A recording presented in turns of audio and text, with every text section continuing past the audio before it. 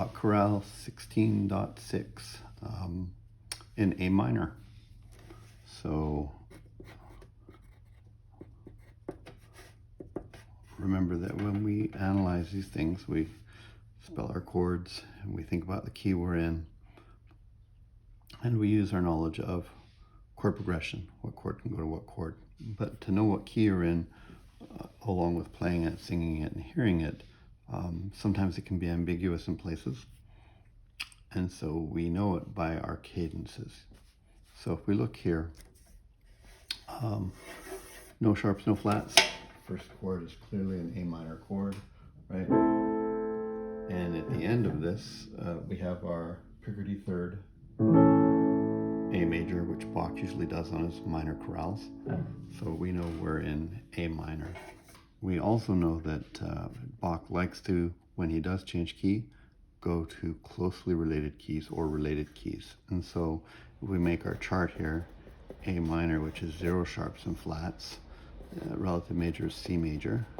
If you go +1 sharp, right, then you're going to have E minor, and you're going to have G major. And if we go +1 flat, then we're going to have D minor, and we're going to have F major. And so if we change keys, these are the most likely places we're going to go to.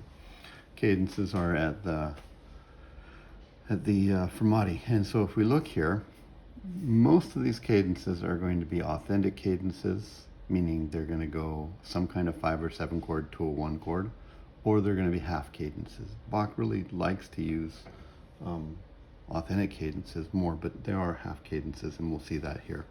So when we look here at this fermata right here, this is a D major chord right here. D, D, F sharp, A, F sharp's from right there. And if this is an authentic cadence way ending on D, then this would be 2 sharps, which is not closely related to this. Plus, although there's an F sharp throughout here, there's no C sharp, so it's probably not D major. So it's probably not 1. It's probably a 5 chord, and we're probably in the key of G major, right? Because if we add a F sharp to the A minor scale, it's going to be E minor or G major. And if this was the key of E minor, then we'd be looking at an E minor chord here, or a B chord, major chord right here, right? If we're 1 sharp and it's G major, we're looking at a G major chord right here, if it's authentic, or if it's a half cadence, the D major, and that's what it is. And we can actually just see this right here. We have a G chord right there, right? And then on the in-between beats, right? And then here, like that, okay?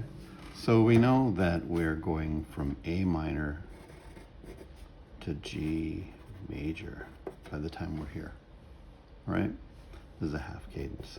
So we'll kind of do this the long way. This is an A minor chord. This is an F major chord. This here, it's ambiguous to know which one of these is just looking at it, but when you listen to it, you'll find that this E is dissonant there and the D is there. This is an on the beat passing tone, and what we have is a B, D, F sharp, or sorry, F natural. So that's B diminished, right? And then we have C, E, G, G, C major. Here we have a D7 chord, D, F sharp, A, C. Here we have G, right? Here we have, on this next beat with the B holding over, again, an on the beat non-chord tone, right? So what do we have? Here we have E and G and B and another E. So this is E minor right there, like that. If you want to, you can call this right here a C chord, if you like, because the G is holding over. And sometimes when we get to cadences, we speed up our rate of chord change, so that's not outside the realms of thinking about that. So we know we're going this way in the key of A minor and this way in the key of G minor. We'll probably find a place we pivot between the two. So this is my 1 chord right there, non-chord tone. F chord is my 6 chord, right? B would be my 2 chord, so Bach is immediately just heading into strong progressions. 1 goes to 6, 6 goes down a fifth to 2. This is diminished, and that's my bass note right there, so it's a diminished 6, right? And that goes to C, which is 4. Now, if we hadn't, 4 in this key, right? And it would be 3 in this key right there. 2 generally doesn't go to 3, but if you think about this in the key of C, B diminished to 7, and that always goes to C. If you're thinking temporarily like we're going to the relative major, you're setting that up. Also, it's not unheard of for chord progressions just to go up by step. So we have an A minor chord at the beginning, right? And then to our 6th chord, right? And then we have our 2 chord with sort of the non-chord tone there, which resolves, and then it goes to C, right? Okay? So it looks like a gambit that's going to the relative major, but Bach does that a lot. Minor goes to the relative major a lot instead of the dominant, but immediately after that we get this D7 chord, and then here, right? So this is our pivot here. This is 5, 6, 5 in the key of G. 3 becomes 4, first inversion. 5, 6, 5, because it's got a 7th on it, first inversion, coming to my 1 chord right there. Yeah? E minor would be 6, right? And then if you want, you can put your 4 in there in between if you want for right there. And then this is a 5 chord in first inversion, and that's a half cadence right there. Okay? The phrase that comes after that is going to take us back to the key of A minor. We have an A minor chord right here. And this is an E with my 7th right there. So clearly we're heading back to the key of A minor. In fact, this next chord does not interpret in the key of G at all. It's an E major chord. So immediately upon giving us this half cadence here, he just says, I'm back in the key of A minor again.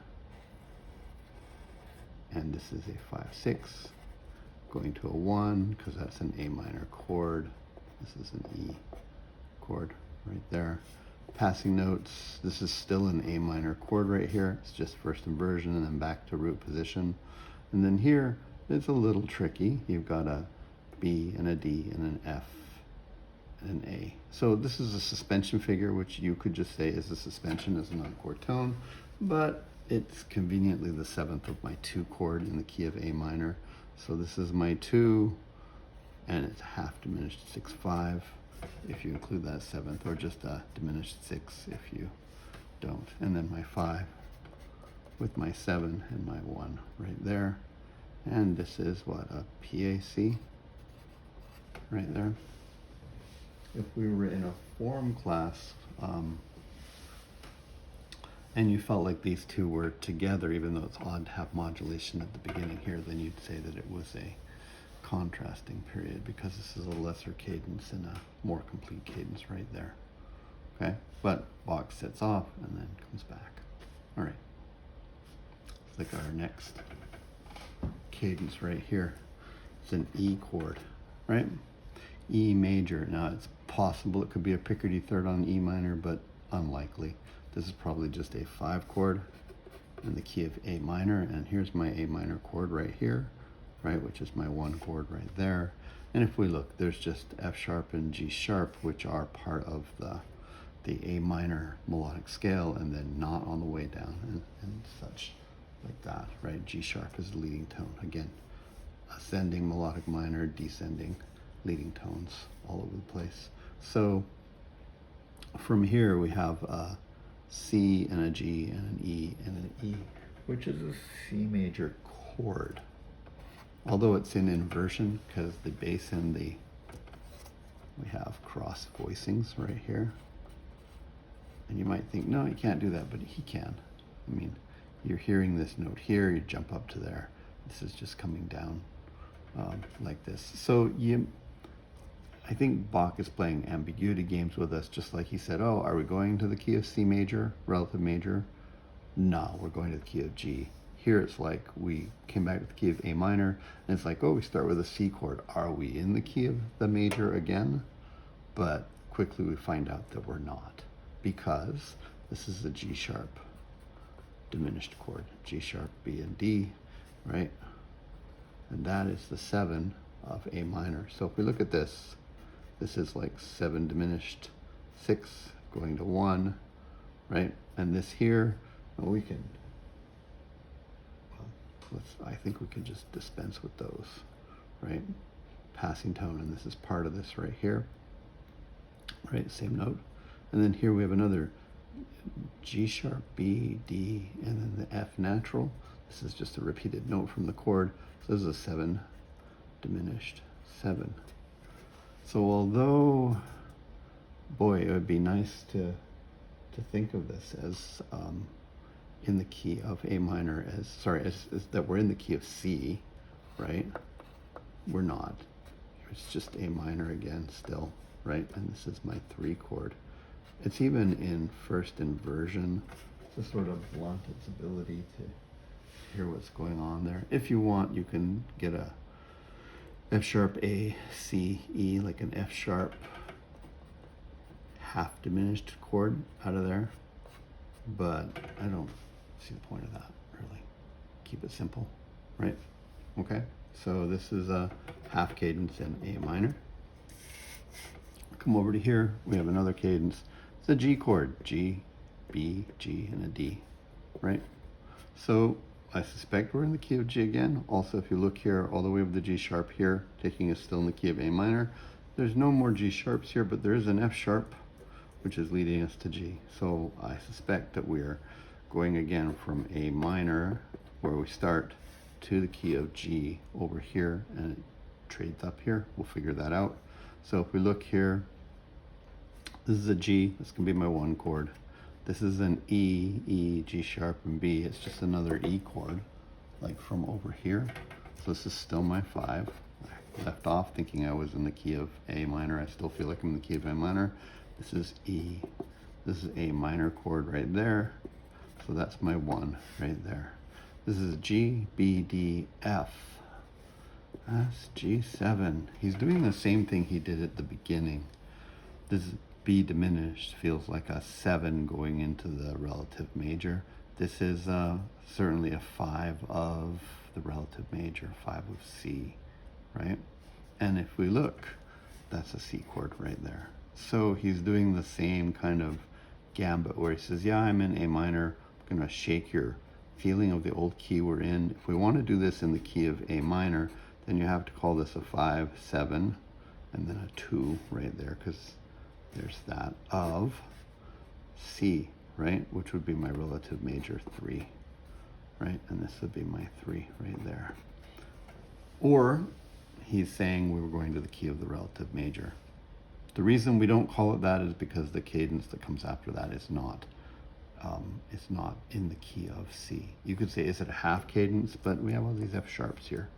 It feels like this is going to be setting up for a quick like suggestion of the relative major and then kick over to key of G.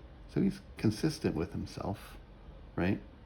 He's playing the relative minor, relative major, will they not, right? But then here's an A, C, E, right? This is an A minor chord here, right? So this would be like 1, 6, 4, and we're getting into strange territory. And I think we're going to have to pivot into the key of G minor. This is a D chord right here. D, F sharp, A, non-chord tone, right? So I'm thinking, we're clearly hearing this as a 5 chord in the key of G. And if we look here, again, non-chord tone there, D, D, F sharp, D. It's just another D chord, but it's gone to just like that, right? This is an IAC because although this is a root position 5 chord, and root position 1 chord, it ends on the 3rd right there, so it's not perfect. And then I think we just kind of go backwards and say, I think this is my 4 chord in the key of G, just like this was the relative major here and became the 4 chord there. Same thing. He's templating it in similar ways. Okay? And then look, we have a G chord, but we have the F. So is it just a 1 chord again, or is it a G7? Well, it is going to there. Let me just play this for you so you can hear from here, right? Right, and we get this, we get the on the beat dissonance in the bass, which kind of blunts this feeling, right? And then, okay? But then on the next beat right here, that F natural makes us go, we're either 5 of the 4, or we've changed key, right? Since we're just coming off of the G there, I'm just going to call this 5, right? And then 2 right there of 4, which is the C chord. We'll check out our cadence at the end there, and then we'll deal with here. In this section here, we're going to see that Bach pushes the limit of not being in another key because we didn't cadence in that key, to the point where you go like, well, there's so much of it going on mid-phrase, maybe we are in that key. Like it's an overlap, a gray zone. But if we look here, there's an E, E, G sharp, and B. This is my E chord. That makes me think it's a half cadence in A minor, right? And indeed, if we look here, I think you're going to find that that's, you know, that's mostly the case. Right, but there's, you know, suspiciously there's not a bunch of A chords here, so he's pushing us in a funny direction here. I'm just going to analyze these chords right here real quick. This is a C chord, right? This is a funny thing where that's going to be your non-chord tone, right? Suspension, and it's a D, F, A, so D minor, right? And this is a C sharp, E, E, B flat, right? So that's a C sharp diminished 7. And then here we have what looks like, it's not quite clear what it is. Like this C sharp should be coming into a D minor chord, and we can see that right there. But then we have these non-chord tones right there, right? Or this is just a continuation of the C sharp diminished, because you've got C sharp, E, E, and B flat, and it needs a G, and there's my G, and there's my E and my G, and so you can think of it that way. And this is just on the beat, non-resolution of the, or like non-chord tones in between that are forming the 1 and 5, right? But you see that the C sharp diminished 7 chord, strongly suggested here, makes us feel like we're in the key of D minor. It really does. Like when we get to the C right here, if you listen, right, we have this, right? We get to here on the C sharp diminished, right? It really just feels like we're going to go to the 5, right? Or the, sorry, the D minor. But, you know, so whether you want to legitimately call this the 1 and non-chord tones, right? And then quickly suggesting that it's reminiscent of that, or whether you want to call this whole thing C sharp diminished 7th, and that's just a linear translation or like transmission to the 1 chord from this 7, right? We have another D minor chord right there. So it's still coming back, right? So this would be my 4 chord in the old key, right? That's also subtonic 7 in the key of D minor. And D minor is one of the places where we want to go to if we're going to go play around with this somewhere, right? It doesn't cadence in the key of D minor, which makes us want to say, no, it's not really in the key of D minor, but there's so much for the space going on there that sounds like D minor that kind of is. This is one of those places where I would say the rule is check your cadence, but if you wanted to make a strong argument for this sounding like it's in D minor and it's just bailing at the end because we have to get back to the key of A minor, like there's no A minor chords even in here anywhere, right? Because this is a D minor chord right here, passing tone on passing tone. This makes it a D minor 7 right there, right? And then it just kind of goes to right there, to the E. So this is one time I'm going to break my own rule and say it sounds like it's in D minor to me, right? This is my 1 chord right here. And then this is my 7 diminished 7 right there. I'm going to give myself a bracket 1 and then continue this on here and say that's implied 7 diminished, like 5, 4, like 5th is in the 3rd is in the bass, like that. And then this is my 1, 6.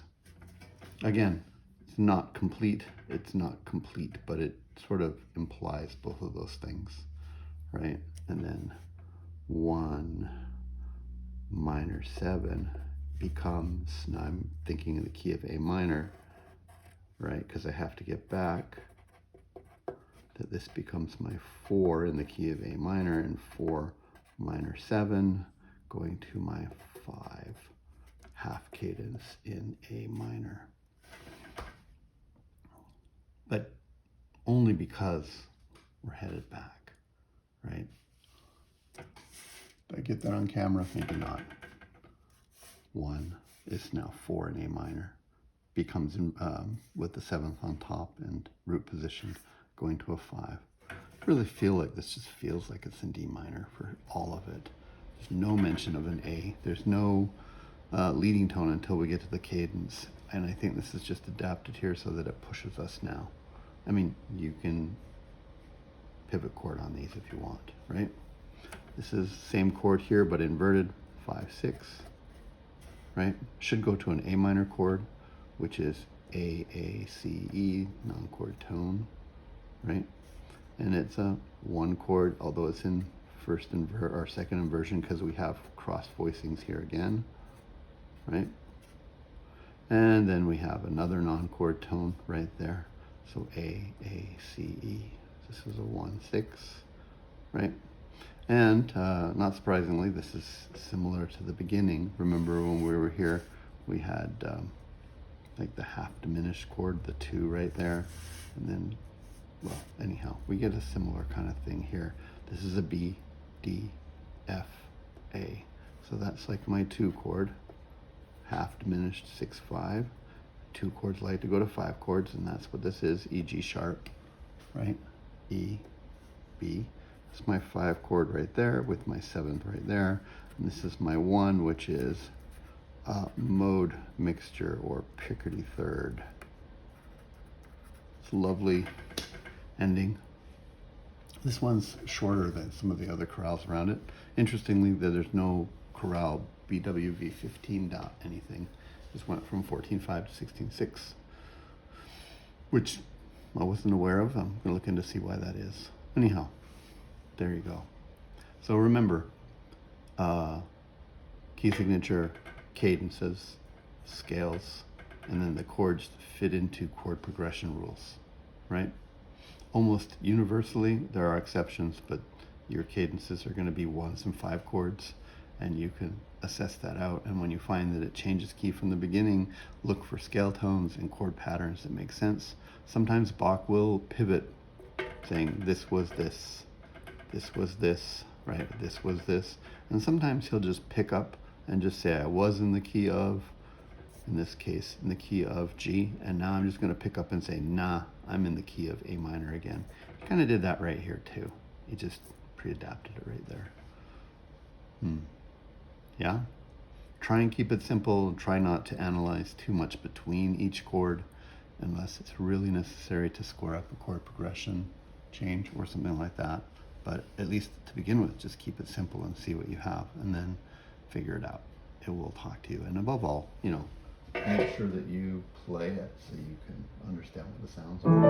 The ending, well, I guess I'll go from right there. You can hear, once you do this enough times, you kind of go like, oh, Bach is doing this thing, right? Non-chord tone, chord tone, right? Non-chord tone, chord tone, predominant chord right here, dominant chord right here, 7th, and then warm the chord to make it major. At the end, we see this again and again and again, and you start to build up a sort of a knowledge vocabulary of experience and say this makes sense, even if he breaks rules and things with cross voicings or chord progressions that don't quite make sense according to the textbooks. All right, there we go.